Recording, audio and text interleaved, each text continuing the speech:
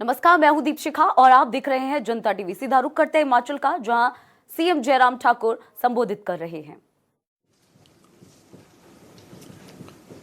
जिस प्रकार से हमको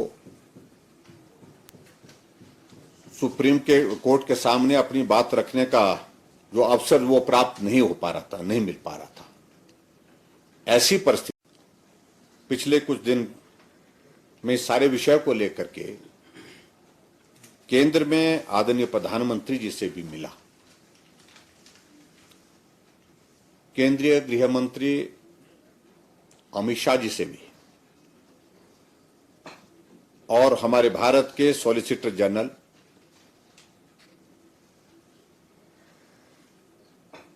उनसे भी मेरा मिलना हुआ और उनको हमने सॉलिसिटर जनरल को हमने हिमाचल प्रदेश सरकार की ओर से इस मामले को फॉरेस्ट की क्लियरेंसेस के जो मामले हैं उन मामलों को पैरवी करने के लिए अधिकृत रूप से सरकार से अनुमति दी। बहुत लंबी मीटिंग होने के बाद, डिटेल में डिस्कशन होने के बाद मुझे इस बात की प्रसन्नता है कि अभी हाल ही में सुप्रीम कोर्ट में जो हमारी 605 परियोजनाएं जो एफसीए और एफआरए के लिए लंबित थी, उन पर बहुत डिटेल डिस्कशन हुआ, बहस हुई और अंततः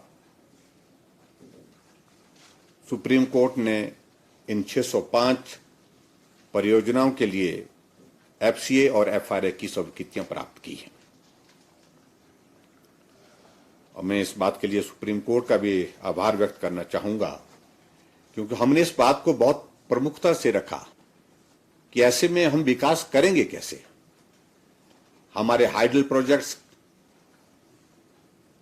के काम रुके पड़े हैं, सड़कों के काम रुके पड़े हैं, हॉस्पिटल के बिल्डिंग्स, स्कूल की बिल्डिंग्स और उसके साथ साथ में जो डेवलपमेंट के लिए बहुत आवश्यक है, एक नहीं अनेकों प्रोजेक्ट इस प्रकार से रुके हैं। और अभी जो 138 परियोजनाओं की जो एफसीए की, मैं एफसीए का ही जिक्र कर रहा हूं, एफआरए अलग चीज है, उसके तहत जो स्वीकृतियां प्राप्त हुई है उसके ही अंतर्गत जो है वो जो प्रोजेक्ट जो शुरू होंगे वो प्रोजेक्ट 2000 करोड़ रुपए के हैं, 2000 करोड़ रुपीस के हैं।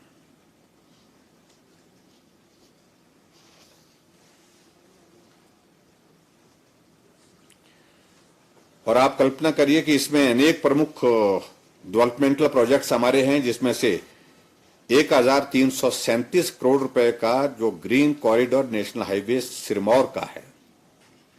सारी चीजें तैयार हैं, लेकिन एफसीए की क्लियरेंस ना होने की वजह से 1337 करोड़ रुपए का ये प्रोजेक्ट जो है हमारा आगे नहीं बढ़ पा रहा था।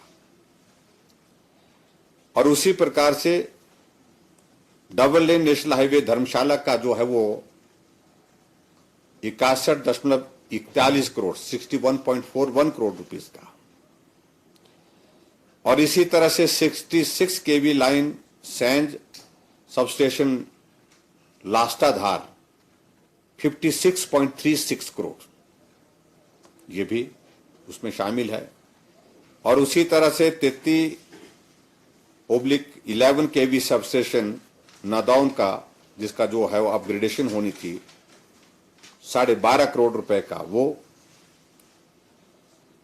और इसी प्रकार से आगे बढ़ करके 2 MV सोलर पीवी काजा स्थापित करने की का जो है हमारा 19.31 करोड़ रुपए का, ये भी स्वीकृत हुआ। 33 केवी सबस्टेशन मनाली का 6.74 करोड़ रुपीस का, वो भी स्वीकृत इसमें हुआ। 66 केवी निर्मंड से कोटला सबस्टेशन तक, उसमें भी 31.74 करोड़ रुपए का, ये भी उसमें स्वीकृत। मैं कुछ मेजर प्रोजेक्ट्स का जिक्र कर रहा हूं।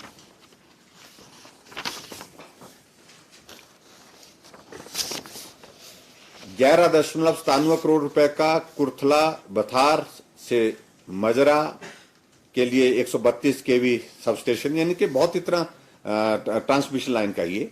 अब अंदाजा लगाइए कि हमारा सारा का सारा काम इतना जो है वो प्रोजेक्ट का, इतने इंपॉर्टेंट प्रोजेक्ट का रुका पड़ा था। और उसी प्रकार से एक 220/132/33 केवी सबस्टेशन काला अंब 66.47 करोड़ रुपए का, 120 केवी देहा से हमीरपुर ट्रांसमिशन लाइन 119.58 करोड़ रुपए का,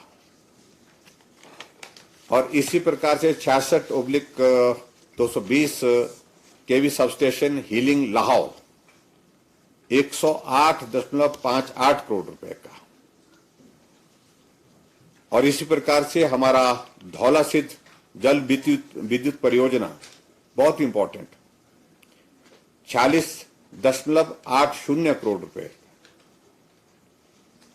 और इसी तरह से आगे बढ़ करके शिक्षा विभाग के जो विभिन्न परियोजनाएं जो लंबित पड़ी थी स्वीकृति के लिए 143 करोड़ रुपीस की। और इसमें हमारा मंडी का बहुत चर्चित जो, जिस पर हमने बहुत कई बार बात की, हम 1 साल पहले 2 साल पहले इस काम को कर सकते थे, लेकिन फॉरेस्ट की क्लियरेंस नहीं मिली। जो टूरिज्म का एक मेजर प्रोजेक्ट है हमारा है शिव धाम, उसकी स्वीकृति भी इस दौरान हमको हासिल हुई है।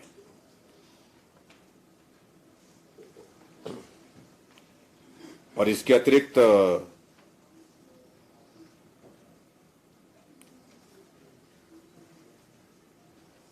जो माननीय सर्वोच्च न्यायालय द्वारा 465 परियोजनाओं को FRA स्वीकृतियां भी प्रदान की गई 465। इनमें से 334 सड़कें हैं, 53 स्कूल्स हैं। आप देखिए स्कूल के भी प्रोजेक्ट हमारे जो है वो पेंडिंग थे। 18 पेयजल परियोजना है और 10 जो है वो सामुदायिक केंद्र शामिल हैं।